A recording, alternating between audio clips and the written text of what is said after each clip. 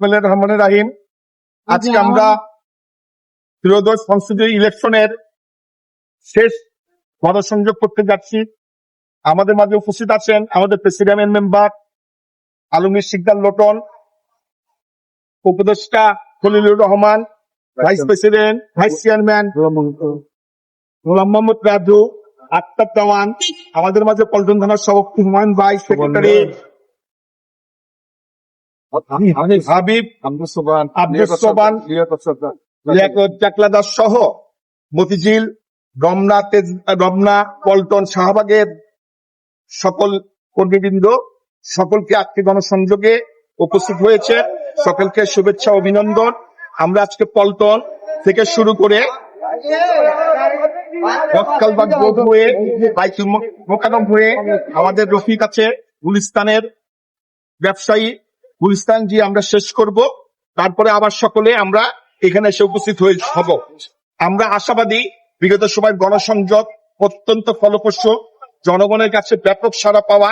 আমরা মনে করি আমরা একটা সম্মানজনক অবস্থানে থাকবো। সেটা শুধু জাতীয় পার্টি ঢাকা ৮ আসন না, সারা দেশে জিএম কাদেরের বার্তা পৌঁছে দিয়েছে। আমরা মনে করি জাতীয় পার্টির একটি জোয়ার এসেছে। আমরা জাতীয় পার্টি গত ১.৫ বছরে যে ভঙ্গুর পরিস্থিতি ছিল সেখান থেকে ফিনিক্স পাখির মতো আমরা দাঁড়িয়ে গিয়েছি। আমরা আশাবাদী। জনগণের উদ্দেশ্যে বলতে চাই, আমি ব্যক্তিগতভাবে মনে করি আমি নির্বাচিত হলে শুধু মস্তিষ্ক দিয়ে নয়, কাজের মধ্যে থাকবে হৃদয়ের ছোঁয়া। আর ভালোবাসায় শুধু বাংলাদেশ নয়, ভালোবাসায় বিশ্ব জয় করা যায়। আমি যে শান্তির প্রতীক সাদা পতাকা, জাতীয় পতাকা নিয়ে 11টি পার্টি অফিস, 6টি প্রার্থীর কাছে গণসংযোগ করেছি।